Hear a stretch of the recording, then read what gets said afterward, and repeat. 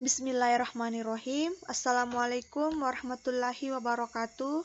Perkenalkan, kami dari kelompok 8. Saya sendiri bernama Tanti, mewakili kelompok saya, akan mengaparkan hasil review jurnal yang telah kami baca. Adapun hasil reviewnya kami, yaitu yang pertama judul, karakteristik kimiawi dan mikrobiologi kefir susu sapi dengan penambahan susu kedelai. Yang kedua ada penulis, yang pertama Budi Julianto, yang kedua Evi Rossi, yang ketiga Yusmarini.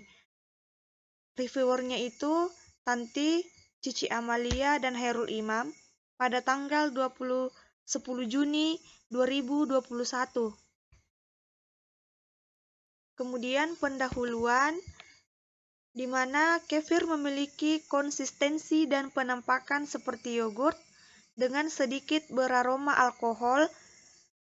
Kefir tergolong sebagai pangan fungsional karena teruji secara klinis, kemudian memiliki efek menguntungkan bagi kesehatan dan termasuk dalam makanan probiotik karena mengandung bakteri baik yang dapat memperbaiki sistem mikroflora usus dan dapat menghambat pertumbuhan bakteri patogen di dalam usus.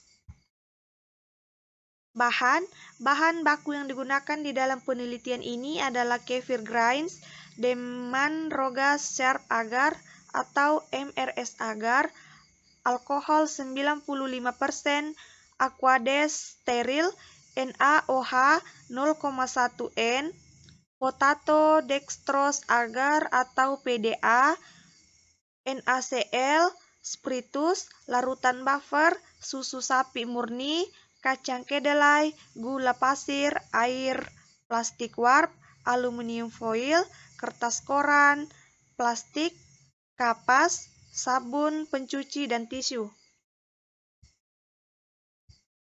Kemudian alat-alat yang digunakan di dalam penelitian ini adalah tabung reaksi, rak tabung reaksi, cawan Petri, pipet ukur, pipet pam, pipet mikro, timbangan analitik, beaker gelas, gelas ukur, Erlenmeyer, spatula, autoclave, kabinet laminar airflow, jarum os, hook stick, Bunsen burner, inkubator, gunting, koloni kantor, hot plate stir, pH meter, sensor alkohol Pasco, termometer, stopwatch, oven, refrigerator, botol jar, kompor gas, panci, batang pengaduk, blender, sendok, baskom, kain penyaring, kemasan high density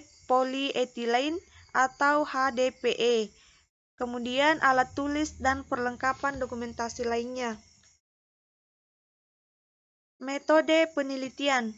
Nah, di dalam metode penelitian ini dilaksanakan secara eksperimen menggunakan rancangan acak lengkap atau RAL dengan 3 kali ulangan dengan perlakuan KW1 atau kefir whey 100% susu sapi, KW2 atau kefir whey 50% susu sapi banding 50% susu kedelai. Kemudian KO1 atau kefir optima 100% susu sapi, KO2-nya atau kefir optima 50% susu sapi banding 50% susu kedelai. KP1 atau kefir prima 100% susu sapi dan KP2 kefir prima 50% susu sapi banding 50% susu kedelai. Data yang diperoleh dianalisis menggunakan analisis sidik ragam atau ANOVA. Apabila F-hitung kurang dari atau sama dengan F-table, maka dilanjutkan dengan uji dan Kans New Multiply Rank Test atau DNMRT pada taraf 5%. Adapun hasil penelitiannya, di mana derajat kesamaan menunjukkan tingkat kesamaan atau pH suatu produk Hasil pengamatan menunjukkan bahwa selama proses fermentasi telah terjadi perubahan pH.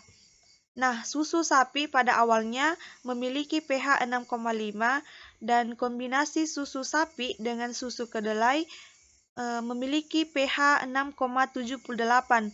Kemudian setelah difermentasi selama 24 jam dengan menggunakan kefir grind mengalami penurunan pH.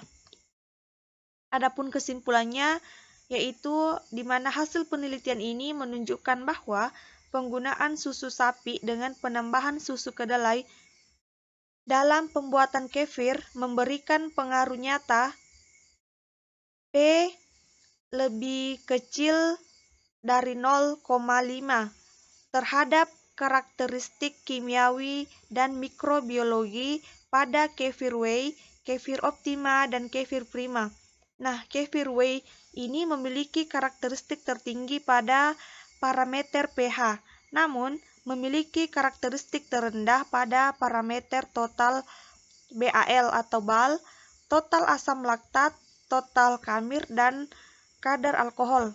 Kemudian kefir prima memiliki karakteristik terendah pada parameter pH, namun memiliki karakteristik tertinggi pada parameter total BAL, total asam laktat, total kamir, dan kadar alkohol. Kefir optima ini memiliki karakteristik kimiawi dan mikrobiologi yang lebih tinggi dibandingkan dengan kefir whey, namun lebih rendah dibandingkan kefir prima pada setiap parameter yang diamati. Sekian dan terima kasih. Kurang dan lebihnya mohon dimaafkan.